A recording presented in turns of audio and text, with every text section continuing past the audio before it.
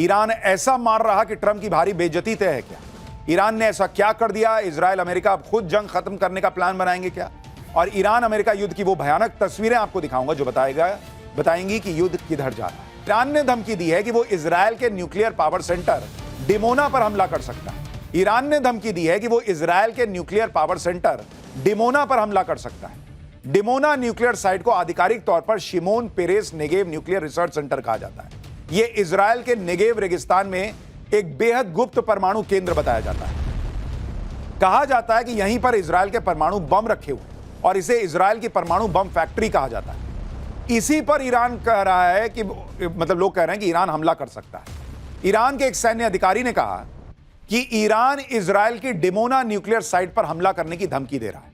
Israel की इस nuclear site का ऑफिशियल नाम Shimon Peres Negev nuclear research centre है, जो नेगेव रेगिस्तान में डिमोना शहर से करीब 13 किलोमीटर की दूरी पर बना हुआ। दावा किया जाता है कि इजराइल ने 1958 में फ्रांस की सीक्रेट हेल्प से यह परमाणु रिसर्च सेंटर खोला था।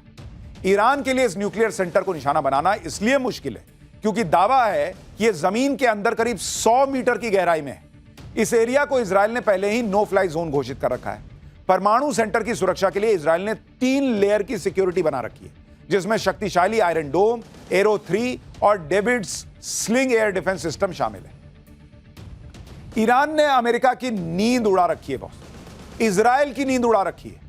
अमेरिका के खतरनाक फाइटर जेट F-15 को मार गिराने का फिर से दावा किया है। हालांकि अमेरिका ने इन खबरों का खंडन किया है। ईरानी न्यूज एजेंसी ने एक वीडियो जारी किया जिसमें एक फाइटर जेट आसमान से पहाड़ियों में गिरता दिख रहा है। ईरान का दावा है कि यह अमेरिकी फाइटर जेट है। ईरान की बैलिस्टिक मिसाइल ऐसा मार रही है कि उनके सामने 5-5 लेयर के एयर डिफेंस सिस्टम फेल हो जा रहे हैं बॉस। आप देखिए कि ईरान की मिसाइलें इजराइल के एयर डिफेंस को चकमा देते हुए अपने टारगेट को तबाह कर दे रही है। जो बम फूट रहा है ऐसे ही फूट रहा है भाई। ईरान इसके लिए जी जान लगाए हुए। आप वीडियो देखिए। ईरान की एक बैलिस्टिक मिसाइल को रोकने के लिए इजरायली एयर डिफेंस सिस्टम की 2 मिसाइलें लॉन्च होती हैं, लेकिन ईरान की मिसाइल इजराइल की दोनों मिसाइलों को छकाते हुए तेल अवीव में अपने टारगेट को फोड़ देती है। देखिए, एक बात समझिए, ईरान अकेला लड़ रहा है बॉस, अकेला। और इधर उसके सामने उसके पड़ोस से लेकर उधर इजराइल तक अलग अलग लेयर के डिफेंस सिस्टम मौजूद हैं। फिर भी वो इजराइल को भी फोड़ रहा है और जो लोग अमेरिका का साथ दे रहे हैं, जो देश, उनको भी फोड़ रहा है। ईरान अगर इजराइल पर 10 मिसाइल मारता है ना, तो उसमें से 1 या 2 ही मिसाइल जाकर वहां गिर पाती है, और वो ईरान के लिए बहुत बड़ी कामयाबी है। क्यों, मैं आपको बताता हूं। क्योंकि ईरान की मिसाइल्स को मल्टी लेयर एयर डिफेंस का सामना करना पड़ रहा है। कैसे हो रहा है आपको दिखा रहा हूं। देखिए, ईरान की मिसाइल जब निकलती है ईरान से, तो सबसे पहले तो उसको इराक रोकता है, क्योंकि वो पड़ोस में है। तो उधर से इजराइल तक पहुंचने के लिए पहले इराक से गुजरेगी, इराक रोकता है, वहां पे अमेरिका रोकता है। इराक में अमेरिकी पेट्रियट डिफेंस सिस्टम इन मिसाइलों को रोकता है। यहां से जो मिसाइल बच गई, मान लीजिए 10 छोड़ा, 2 बर्बाद हो गई, 8 निकली, वो आगे जाती है। आगे सीरिया और जॉर्डन के एयर स्पेस में इंटर करती है। जॉर्डन भी ईरान की मिसाइलों को इंटरसेप्ट करता है, और इस समय तक इजराइल के फाइटर जेट्स मिसाइलों को नष्ट करना शुरू कर देते हैं, क्योंकि बगल में तो है नहीं। यहां से निकले, 5 मिनट में पहुंच गए। पहले जैसे ही निकलता है, इराक के ऊपर 2-4 फोड़े, वहां से मैसेज चला जाता है कि भाई बाकी बच गया, तेरे तरफ आ रहा है। जैसे ही वो पता चलता है कि आ रहा है, इजराइल अपने फाइटर जेट उड़ा देता है और रास्ते में नष्ट करना शुरू करता है। इसके बाद भी कुछ मिसाइल इजराइल बॉर्डर तक पहुंची जाती हैं। इन मिसाइलों को मेडिटेरेनियन सी में तैनात अमेरिकी नेवल शिप रोकती है। फिर इसके बाद भी कुछ मिसाइल इजराइल की सीमा में दाखिल होती है।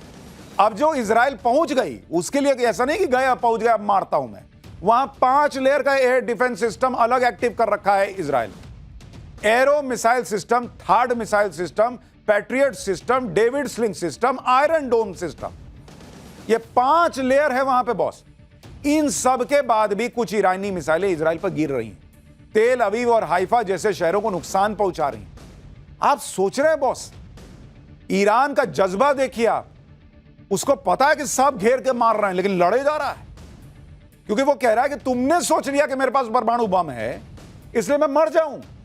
तुमको लगता है कि मेरे यहां लोग जो है सत्ता परिवर्तन चाहते हैं, इसलिए तुम घुस के हमारे सुप्रीम लीडर को मार दोगे, इसलिए मैं मर जाऊं। ये ईरान नहीं बर्दाश्त कर रहा है और वो लड़ रहा है सबसे। ईरान की मिसाइलों को 9 लेयर का एयर डिफेंस सिस्टम का सामना करना पड़ता है। इतने तगड़े एयर डिफेंस सिस्टम के बाद भी ईरान की मिसाइलें इजराइल में तबाही मचा रही हैं। तो ये ईरान के लिए बड़ी कामयाबी है।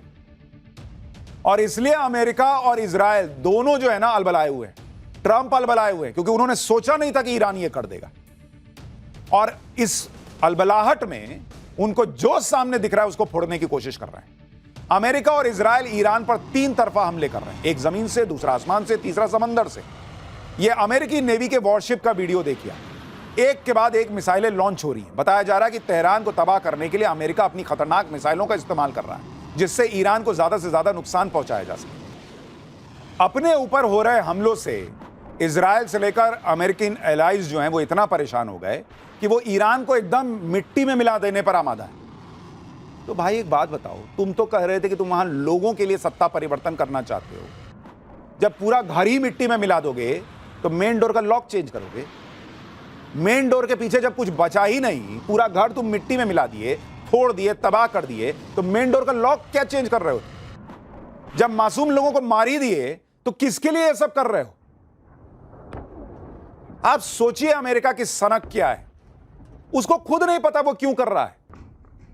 और मैंने आपको पाठशाला में बताया था कि डोनाल्ड ट्रंप अपने ऊपर जो आया है ना कि भाई ये आदमी पे सुप्रीम कोर्ट ने कह दिया कि पैसा लौटाओ दुनिया भर का, अप्रूवल रेटिंग आज की डेट में माइनस में चल गई है। ये करोगे तो माइनस में ही ना जाएगी। आप देखिए कि अमेरिका और इजराइल के हमले से ईरान धुआं धुआं हो रखा है। यूएस ने ईरान के सनंदाज में कई बड़े हमले किए हैं। ये तुम जो कर रहे हो अमेरिका, ये तुम ईरान में खुशहाली लाने के लिए कर रहे हो। कुर्दिस्तान प्रांत में इमाम अली मिलिट्री बेस को तबाह कर दिया अमेरिका ने। पूरा इलाका धमाकों से कैसे थर्रा रहा है आप देखिए जरा।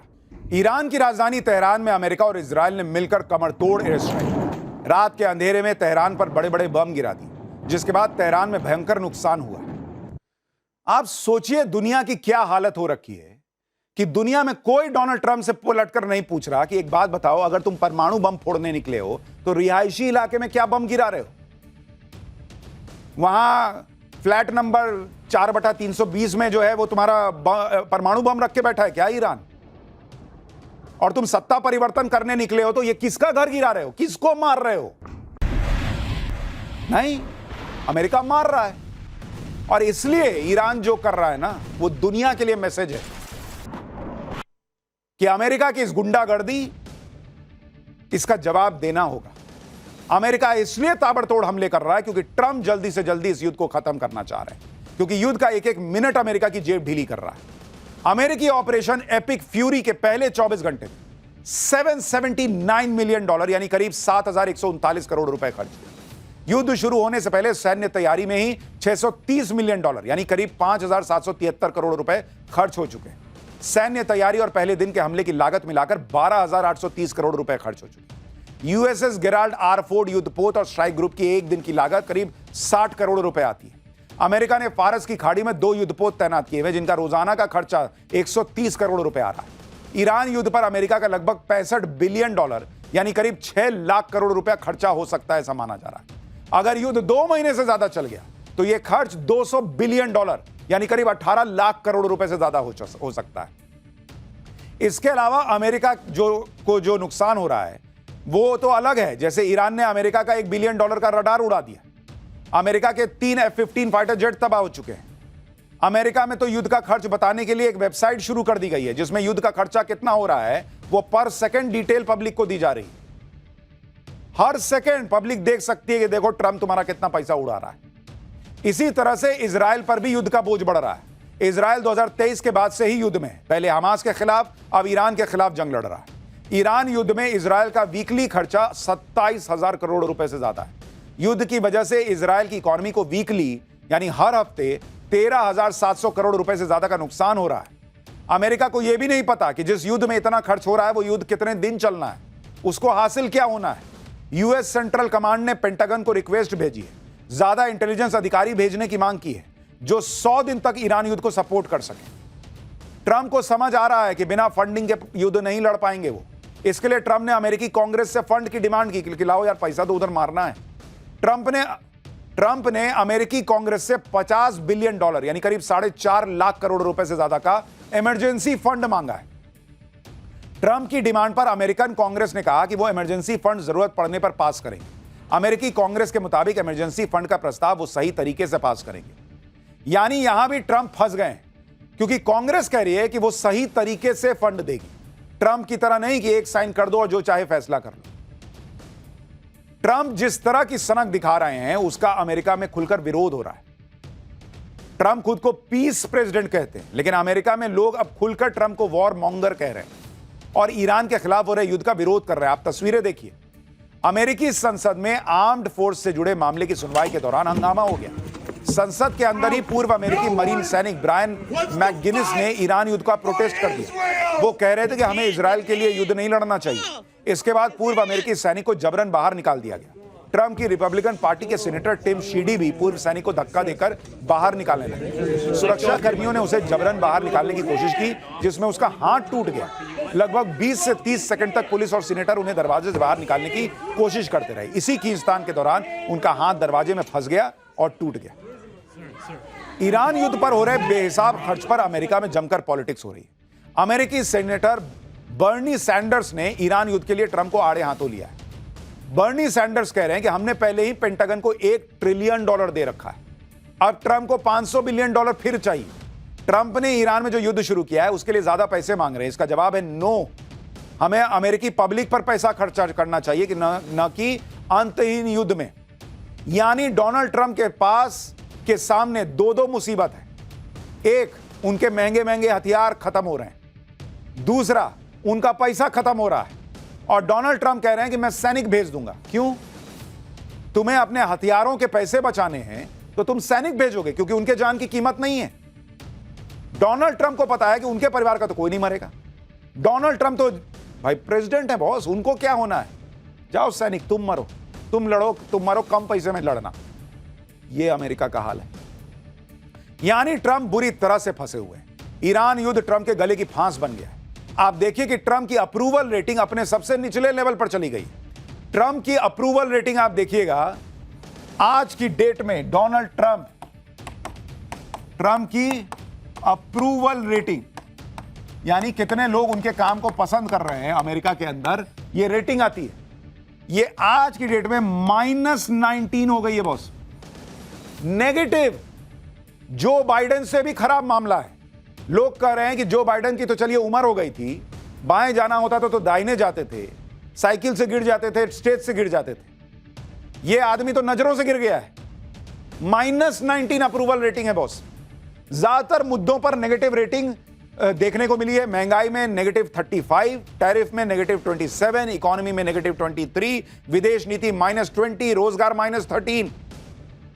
अमेरिका की पब्लिक कह रही है कि किसको बना दिया यार प्रेसिडेंट। ट्रंप की मुसीबत यह है कि युद्ध तो उन्होंने शुरू कर दिया, खत्म कैसे होगा उनको पता ही नहीं। वो तय ही नहीं कर पा रहे, क्योंकि ईरान ने तो ठान लिया है कि भले हम बर्बाद हो जाएं, लेकिन आखिरी वक्त तक लड़ेंगे, पीछे नहीं हटेंगे। ट्रंप ने पहले ईरान युद्ध के खत्म होने के लिए 4 हफ्ते का अनुमान लगाया। 4 हफ्ते में अमेरिका अपना टारगेट अचीव कर लेगा, उन्होंने सोचा था। लेकिन युद्ध जिस तरह से फैल रहा है, ये एंडलेस वॉर दिख रहा है लोगों को।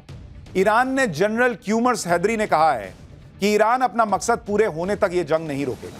यह लड़ाई कितने दिन चलेगी इससे ईरान को कोई फर्क नहीं पड़ता।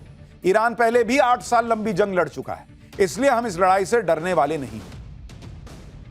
ईरान कह रहा है कि यह जंग तभी खत्म होगी जब ईरान अपने टारगेट हासिल कर लेगा और दुश्मन को अपने कदम पर पछताना पड़ेगा। ईरान में तो इस समय अमेरिका और इजरायल के खिलाफ भयंकर प्रोटेस्ट हो रहा है। ईरान की सरकार और वहां की सत्ता, यह ईरान का अंदरूनी मामला है। ईरान के लोग इस बात से गुस्से में हैं कि अमेरिका और इजरायल होते कौन है रिजीम चेंज करवाने वाले। यानी जिस ईरान को तोड़ने निकले थे डोनाल्ड ट्रंप, वो और एकजुट हो गया है।